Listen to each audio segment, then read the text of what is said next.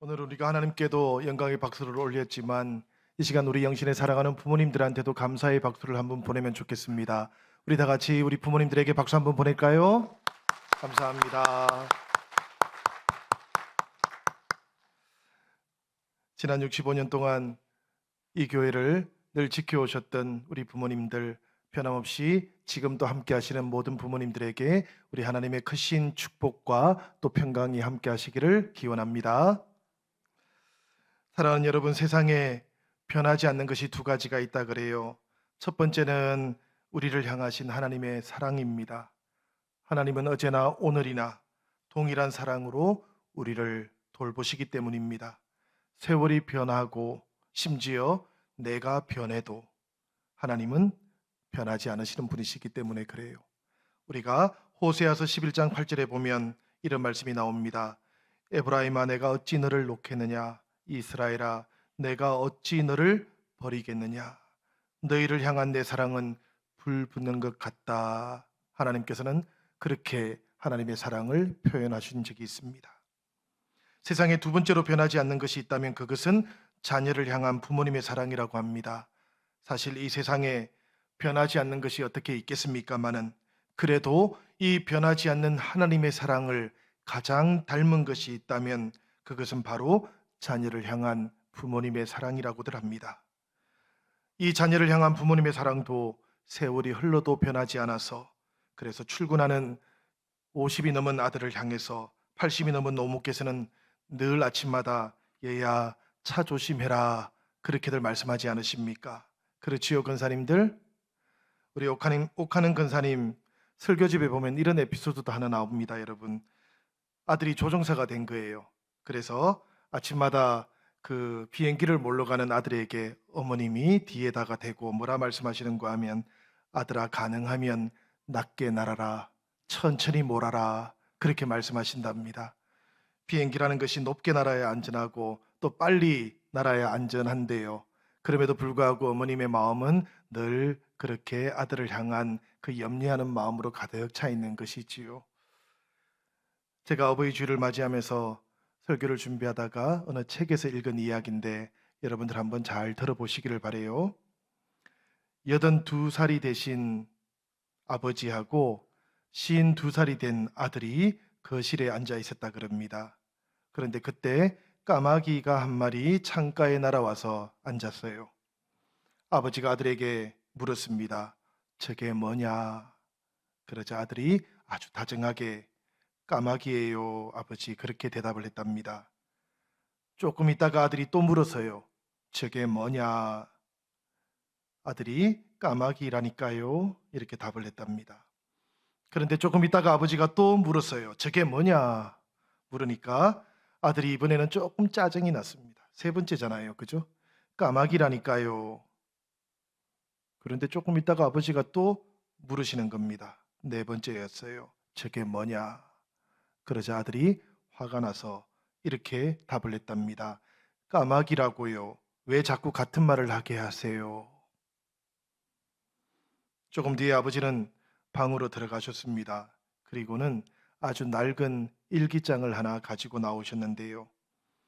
그 일기장을 딱 펴더니만 아들에게 건너주는 겁니다. 그 일기장에 아들이 3살 때 되었을 때 이야기가 하나 적혀 있었습니다. 오늘은 까마귀 한 마리가 창가로 날아왔다. 어린 아들이 저게 뭐야 하고 물었다. 나는 까마귀라고 대답해 주었다. 그런데 아들은 23번을 똑같이 물었다. 나는 귀여운 아들을 안아주면서 끝까지 다정하게 대답해 주었다. 나는 까마귀라고 23번 똑같은 대답을 했지만 즐거웠다. 새로운 것에 호기심을 가지는 것이 감사했고 아들에게 사랑을 줄 수 있다는 것이 즐거웠다. 이렇게 일기장에 쓰여져 있는 겁니다. 사랑하는 영신의 모든 자녀 여러분, 하나님의 사랑을 닮은 우리 부모님의 사랑에 감사할 수 있기를 바라요. 하나님과 부모님의 사랑에 특별히 응답할 수 있는 그런 자녀들이 되면 좋겠습니다. 우리 한시외전이라고 하는 책이 있거든요. 그 책에 보면 이런 구절이 하나 나옵니다. 수, 욕, 정의, 풍부지, 자욕양이 친부대라는 말이 나와요.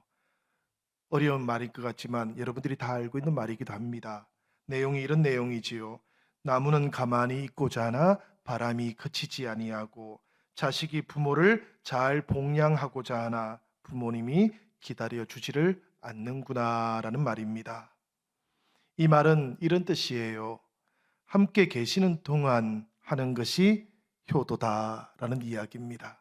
부모님께서 함께 우리와 머물러 계시는 동안에 효도는 해야 하는 것이다라는 이야기예요. 우리가 부모님으로부터 받은 사랑에 깊이 감사하는 그런 우리 크리스찬 자녀들이 되기를 주님의 이름으로 부탁을 드립니다. 오늘 하나님께서 우리에게 주시는 말씀도 우리에게 그렇게 건면하고 있지요. 1절의 말씀 우리 같이 한번 읽어보도록 하겠습니다. 다 같이 읽어보겠습니다. 자녀들아 주 안에서 너희 부모에게 순종하라. 이것이 옳으니라. 여러분, 이 말씀에서 핵심적인 구절을 하나 뽑으라고 하면 주 안에서라는 구절을 우리는 뽑아야 됩니다. 이것은 마치 아내와 남편 사이의 관계에 대해서 아내들이여 자기 남편에게 복종하기를 주께 하듯 하라라고 말씀할 때 이 구절의 핵심이 주께 하듯이라는 것에 있는 것하고 똑같습니다. 복종하라는데 핵심이 있는 게 아니에요. 주님께 하듯이 라는 데 핵심이 있다는 이야기입니다. 마찬가지로 남편들아 아내 사랑하기를 그리스도께서 교회를 사랑하시고 그 교회를 위하여 자신을 주심같이 하라라는 이 말씀에서도 핵심은 그리스도께서 교회를 사랑하시고 그 교회를 위해서 자신을 주심같이 사랑하라. 여기에 핵심 내용이 들어있는 것하고 똑같습니다. 그러니까 우리가 이 주께 하듯 그리고 그리스도께서 교회를 사랑하셔서 교회를 위해서 자신을 주심같이라는 이 핵심이 빠져버리면 아내와 남편 사이의 관계가 아내는 남편에게 복종하는 것이고요. 남편은 자기 좋을 대로 사랑하면 되는 것이 되지 않겠습니까? 이건 핵심이 아닌 거예요. 이 말씀에서 핵심은 주께 하듯 그리고 그리스도께서 교회를 사랑하고 교회를 위해서 자기를 내어주신 것처럼 사랑하라 라는 데 있는 겁니다. 마찬가지지요. 자녀와 부모님 사이에도 주 안에서 너희 부모에게 순종하라 라는 말씀의 핵심은 주 안에서에 있다라는 이야기입니다. 왜 그럴까요, 여러분? 우선 이 주 안에서라는 말의 뜻은 이런 겁니다. 예수 그리스도의 십자가 사랑 안에서 너희 부모에게 순종하라라는 뜻이에요. 성경은 우리에게, 우리 믿는 자녀들에게 예수 그리스도의 십자가 사랑 안에서 부모님에게 순종하라라고 그렇게 권면하는데 이게 얼핏 들으면 여러분 부모님에게 순종한다는 것은 너무나 자연스러운 것 아닙니까? 너무나 당연한 것이지요. 인륜적인 것입니다. 성경은 도대체 왜 십자가의 사랑까지 말씀하면서 이런 순종이 공경함이 필요하다라고 성도들에게 특별히 믿는 성도들의 자녀들에게 권면하고 있는 것일까요? 여러분, 자녀가 부모님을 사랑하는 것이 자연스럽고 당연하다고 할지라도 어떤 경우에는 이 자연스럽고 당연한 것이 잘 안 되기 때문에 그래요. 안 하려고 해서가 아니고 못하는 경우가 있다는 이야기입니다. 자녀들에게는 부모님에게 사랑받은 기억이 있지요. 그런데 사랑받은 기억만 있는 것은 아니에요. 동시에 상처받은 기억도 있는 것이거든요. 사실 자녀들은 누구든지 부모님에게 효도해야 된다라고 생각을 합니다. 그러나 마음속 깊은 곳에서 보면 부모님으로부터 받은 마음의 상처가 쓴뿌리처럼 남아있는 경우들도 있어요. 그래서 잘 안 되는 경우도 있는 겁니다. 사랑하면서도 한편으로는 복잡한 그런 마음들을 자녀들도 가지고 있는 것이지요. 우리들에게 상처 입은 치유자 그리고 내적 치유 상담으로 아주 유명하신 분이 한 분 계십니다. 지금 저 치유상담대학원 총장으로 섬기고 계시는 정태기 교수님이신데요. 제가 신학대학원에 입학해서 첫 학기, 둘째 학기 우리 목회 상담을 정태기 교수님한테 저희가 배웠습니다. 저희가 그 수업을 몇 차례 진행한 뒤에 지금도 잊혀지지 않는 내용이 하나 있어요. 그게 교수님이 저희들한테 자신의 삶의 이야기를 간증으로 말씀해 주신 적이 있었거든요. 교수님의 어머니께서 아버지로부터 일찍 버림을 받으셨습니다. 조강지처를 버리셨던 것이지요. 어머님은 그 상처를 잊기 위해서였던지 하루 종일 농사일만 하셨다 그럽니다. 소년이었던 정택이 교수님은 그런 어머니가 너무나 안쓰러웠고 또 애달파 보였다 그래요. 어머니를 향한 그 애틋한 마음을 늘 품고 있었는데, 그러다가 어느 날인가 운동회가 있었다 그럽니다. 정태희 교수님이 어릴 때 몸이 많이 약하셨거든요. 그 운동회를 하는데 달리기 할 때 6등을 했답니다. 6명이 달렸어요. 꼴찌를 한 것이지요. 일만 하시던 어머니셨는데 그날은 아들이 운동회 하는 걸 보고 싶으셨던 모양입니다. 멀찌감치서 그 광경을 보셨어요. 그리고는 집에 오셨는데 이 소년 정태기에게 어머님이 한마디를 툭 던지셨다 그럽니다. 나가 죽으라. 꼴찌하는 자식은 내 아들이 아니다. 이렇게 말씀을 하셨대요. 어머니의 이 말을 듣고 집 밖에 나가서 담벼락에 쭈그리고 앉아서 하루 종일 있었는데 머릿속에는 하루 종일 나가 죽으라는 이 말이 맴돌더랍니다. 그러다가 조금씩 자라가면서 이 이야기를 잊고 살았는데요. 교수님이 미국에 가서 심리 상담을 공부를 했습니다. 그 상담을 공부하는 중에 어느 날 갑자기 이 어린 시절의 상처가 갑자기 의식 속으로 툭 떠오르더랍니다.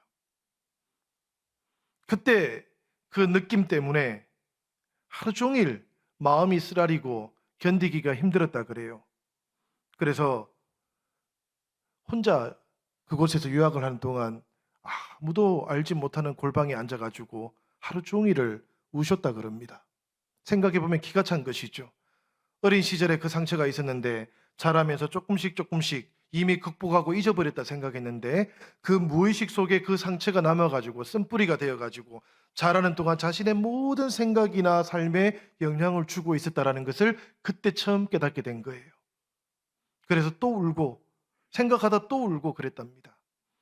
울다가 지쳐가지고 그렇게 방에 기대고 있는데 비몽사몽간에 이런 경험을 했다 그래요. 어머니의 음성이 들려오더랍니다. 태기야, 내가 너를 얼마나 사랑했는지 너 아니? 너를 사랑했기 때문에 내가 꼴찌하는 것 보고 나서 화가 나서 견딜 수가 없어서 그랬단다. 어머니의 음성은 아니겠지요. 자라는 동안 이미 알고 있었던 이 교수님의 그 무의식 속에 있던 깨달음이 그때 툭 튀어나온 것이겠지요. 그 소리를 듣고 그 내면의 소리를 듣고 교수님은 또 그렇게 눈물이 나더랍니다. 어머니는 그 사랑을 교양 있게 표현하실 수가 없으셨던 것뿐인데 내가 어머니 마음 이해하지 못하고 원망하고 미워하고 내가 이렇게 30살이 넘을 때까지 내 마음 깊은 곳에 그렇게 간직하고 있었구나 생각하니까 그게 죄송스러워서 교수님이 지금이야 이메일 하나 보내고 전화하면 되지만 그때는 그런 것이 어려웠을 시절이잖아요.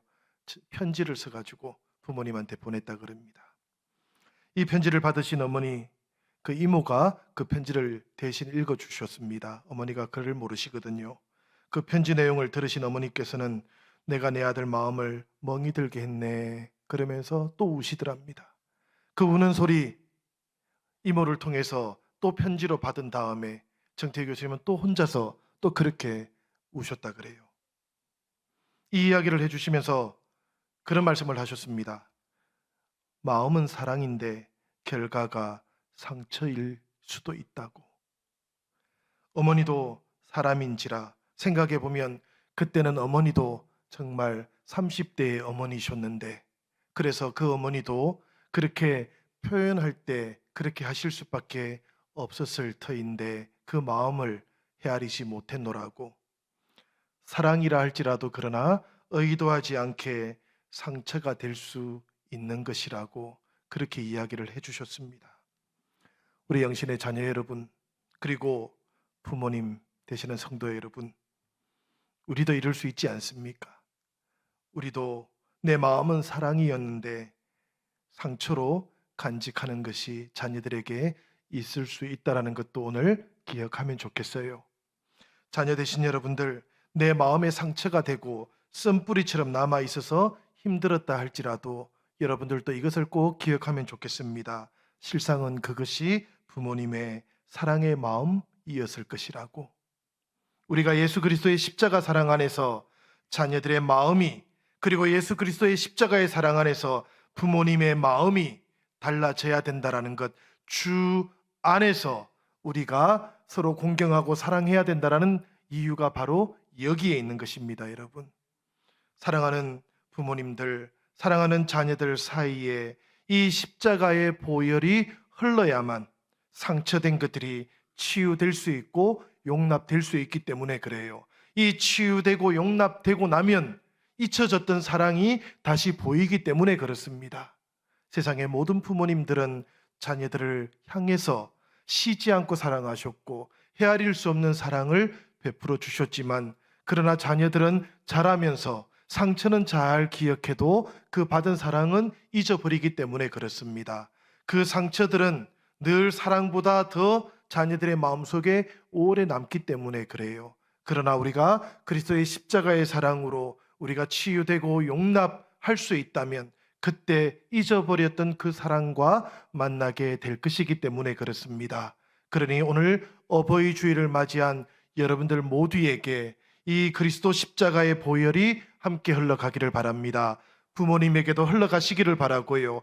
자녀들에게도 흘러가기를 바랍니다. 그래서 이 공동체 안에 사랑하는 부모님들과 자녀들 가운데에는 한 분도 빠짐없이 주님의 십자가의 보혈을 통해서 치유함이 있고 또 용납함이 있고, 그렇게 우리가 사랑을 통해서 만나는 귀하고 복된 가정 이루시기를 주님의 이름으로 축원을 드립니다. 하나님께서는 이 부모님을 공경하는 것을 약속이 있는 첫 번째 계명이라고 그렇게 불러주셨어요. 2절의 말씀인데 우리 이 말씀도 같이 한번 읽어보도록 하겠습니다. 다 같이 읽겠습니다. 내 아버지와 어머니를 공경하라. 이것이 약속 있는 첫 계명이니 이로써 내가 잘되고 땅에서 장수하리라. 아멘. 성도 여러분, 이 말씀 속에 나오는 공경하라 라는 말씀이 있지 않습니까? 이 공경하라 라는 말씀은 본래 뜻이 무엇인가 하면 그 무게를 인정하다라는 뜻이라고 합니다. 그러니까 자녀들을 위해서 인생의 길을 걸어오신 부모님께는 자녀들이 생각하기 어려운 삶의 무게들, 사랑의 무게가 있다는 것입니다. 그 부모님들이 짊어지고 오신 그 사랑의 무게를 인정하는 것이야말로 성경이 우리에게 알려주고 있는 부모님을 공경하는 방식이라는 것이지요. 그 삶의 무게, 우리를 향한 사랑의 무게를 인정하게 되면 부모님을 귀하게 여기지 않을 도리가 없기 때문에 그런 것입니다. 형식적인 것이 아니라 진정으로 마음을 통해서 우리가 부모님께 공경하고 순종할 수 있게 될 것이기 때문에 그래요. 마찬가지지요. 우리가 어버이 주일을 맞이하면서 우리의 영적인 어버이가 되시는 하나님을 향해서도 우리가 마음을 이렇게 가질 수 있어야 되겠습니다.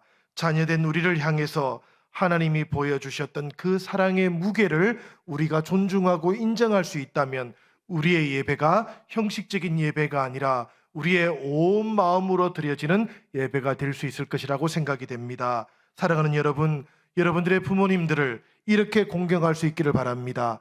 우리를 위해서 사랑의 무게를 짊어지셨던 그 무게를 인정하면서 존중해 주시기를 바라고요. 또 우리를 자녀 삼으신 하나님의 그 사랑의 무게도 우리가 인정하면서 우리의 영적인 어버이가 되시는 하나님께 진정으로 온 마음을 다해서 오늘 예배 드릴 수 있기를 주님의 이름으로 부탁을 드립니다. 성경은 이것이 약속 있는 첫 계명이라고 그렇게 부르지요. 여러분들, 약속이 있는 첫 계명의 뜻을 우리가 한번 잘 생각해 보면 좋겠습니다. 약속이 있는 첫 계명이라는 의미는 약속이 추가되어 있는 계명들 가운데에서 첫 번째 계명이라는 그런 뜻이 아니에요. 우리는 보통 이렇게들 생각합니다만은 그런 뜻이 아닙니다.